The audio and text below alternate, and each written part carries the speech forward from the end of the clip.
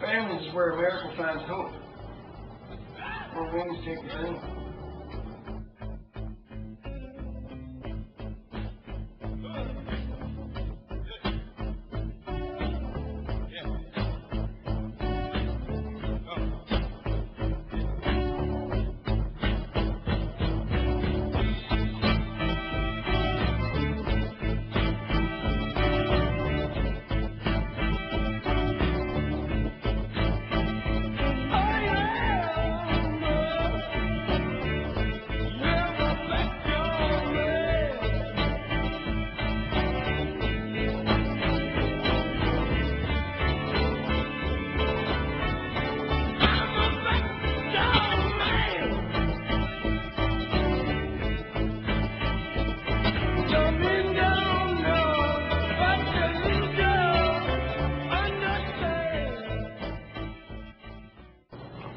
Good evening, America. I'm Madison Crooney, and it's 6 o'clock, which must mean it's time for your American Live Update.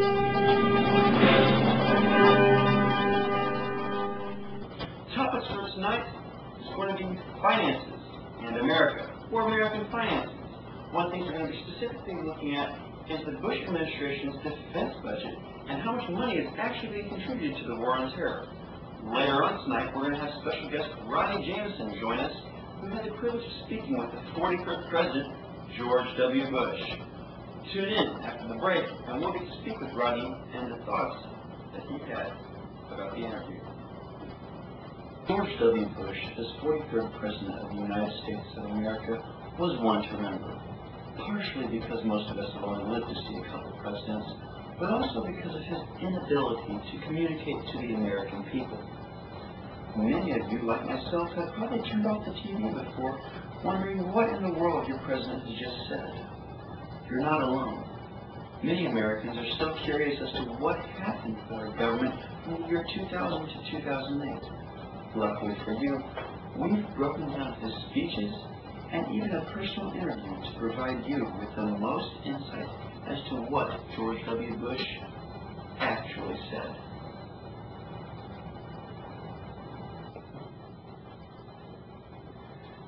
America is a nation with a mission. That mission comes from our most basic beliefs. We have no desire to dominate or an empire. Our aim is a democratic peace. A peace founded upon the dignity of every free man and free woman. In America, we take human dignity for granted, but we were able to see that human dignity was violated and freedom was violated by the terrorist networks in the Middle East. So we took action into our own hands and tried to provide them with their own sense of human dignity and restore freedom to those nations. Every nation in every region now has a decision to make. Either you're with us or you're with the terrorists. The Bush doctrine states that vulnerable institutions are highly susceptible to terrorist regimes. The call on other nations, less vulnerable to the threat of terrorism, is to aid America in restoring global security. I sent American troops to Iraq so that they may be free, not so they will become Americans. Iraqis will write their own history and make their own path. The Iraqi war started with a preemptive strike designed to neutralize any suspected threat against the security of America. America will never seek a permission slip to defend the security of its people. The federal government believes that the Iraqi government, headed by Saddam Hussein, had obtained weapons of mass destruction and was in a position to use them against the United States. Our nation must come together to unite. It's truly remarkable how with so few words, President Bush said so much about the war on terror. It's obvious that he was referring to the alliances that we need to make on an international level in order to fight terrorism and the threat that terrorism has on the rest of the world. Some folks look at me and see a certain swagger, which in Texas is called walking. The President's statement was a beautiful metaphor for what the Bush doctrine was all about and how simplistic the beliefs were. America is merely restoring global security by removing any threat of terrorism. We sent $21 billion to Afghanistan to help develop that. And that was at the beginning of the Bush administration. And the cost increased exponentially. And his last year in 2008, $185 billion was being sent over to the Middle East for this war on terror. Well, I mean, it's clearly a budget. It's got a lot of numbers in it. Good evening, America. You're watching 58 Minutes. I'm Rodney Jameson, and tonight we are privileged to have 43rd President George W. Bush. Well, George, we're glad to have you with us. Thank you, Rodney. Do you mind if I claim your scooter? So, George, you've been out of office for a while now. You're obviously carefree. What does a guy like you find himself doing? Honestly, Rodney, or Scooter, can't say things are much different. You know, I've always been pretty carefree.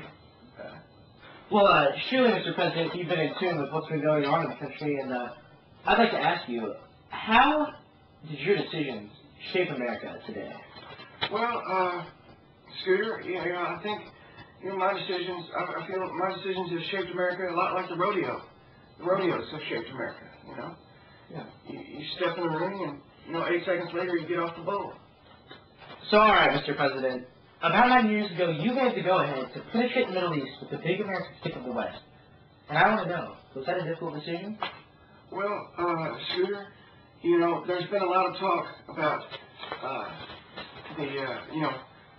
I've always kind of, thought that America was said best when said by Teddy Roosevelt. Right. And, tread softly, carry a big stick. And I try to model my foreign relations. Thank you, Mr. President. As for the war on terror, where do you think we stand today?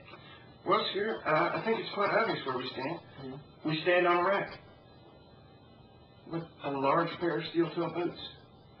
Today, America still stands as a leading force fighting terrorism on a global scale. That was all started in 2002 with the National Security Strategy.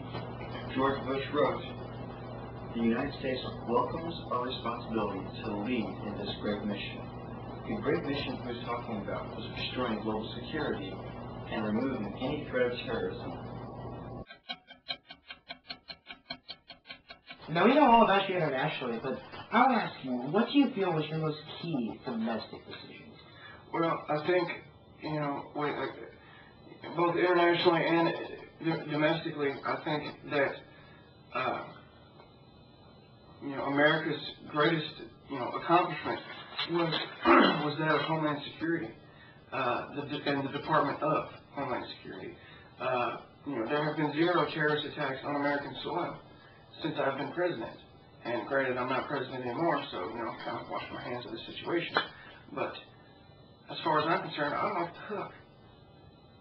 Since we were over in Iraq and Afghanistan fighting the war on terror and working with allies to help aid us in the same thing, it seems like more focus was put on foreign affairs during the Bush administration. But one of the things a lot of people forget about is the Department of Homeland Security, which was created by the Bush administration solely for 3 main purposes. 1, they wanted to stop terrorist attacks and the threat of terrorist attacks. 2, they wanted to provide aid to the Americans who had been hurt by terrorist attacks. And 3, it wanted to assemble methods of prevention for future terrorist attacks.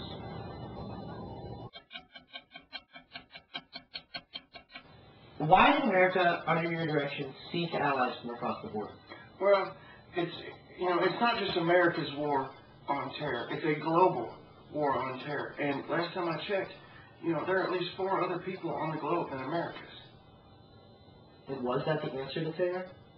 I think it's, like I said, it's a global issue. It's not a individualization issue. It's a multiplication. It's a quotient. Okay. All right. Well, we're about out of time. Thank you for coming on today, George. Thank you. Make sure you tune in next week. We have Bill Gates on the show.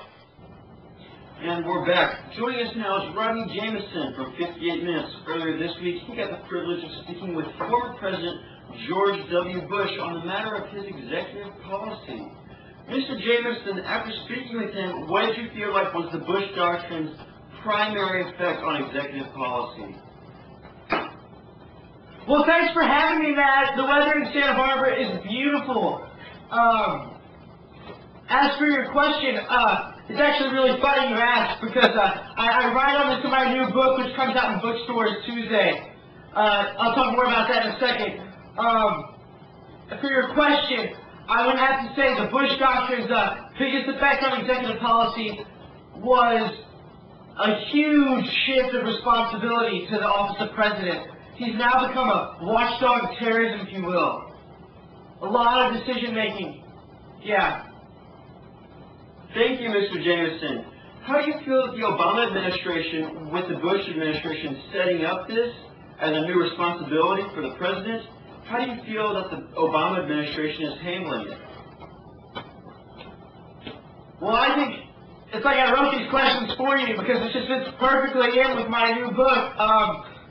It lands in stores on Tuesday. It's why Bush didn't trim. And I think the funny thing here is Obama is going to trim. He's going to trim the budget. And that's going to have an effect, as we're going to see over time in the conflict in the Middle East. Like, without that money. Mr. Jameson, you mentioned the Obama administration will be doing some trimming along the budget lines. Do you think that the defense budget is going to be one of your targets? And how do you think that's going to affect the contingency problem over in the war in Iraq? Excellent question, Matt. It is actually announced in Obama's State of the Union address there will be some serious trimming, if you will, of the defense budget. And I agree with you that there's going to be an effect, and we will definitely see that in the near future. With the trimming of the defense budget, the United States cannot afford to support the same kind of effort they have been for the past 8 years in Iraq. Mr. Jameson, you mentioned earlier that it was up to the president to make the chief decisions concerning global security. America, in its new financial crisis, can't afford to sponsor as much of the support over there in the Middle East.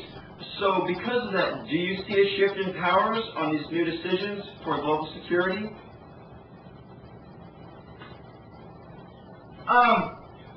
Excellent question, Matt. A definite pattern we can identify in Obama's presidency is he's a man of action. He's an affirmative man. And I believe that even though the people, Congress has definitely taken power with the financial crisis at home, I believe most definitely most of the responsibility with these decisions will fall with Obama. The power will stay with the president. Thank you, Mr. Jameson. Rodney Jameson from 58 Minutes, thank you very much for joining us. He spoke with President Bush earlier this week, and these were his thoughts on the executive policy and how the Bush Doctrine has affected it. Thank you, Matt. Before I could go, if I can just say a word about my book. It will be available on Tuesday in bookstores. But there's something else I'd like you to do. I'd like all of you to go home and ask why Bush didn't trim.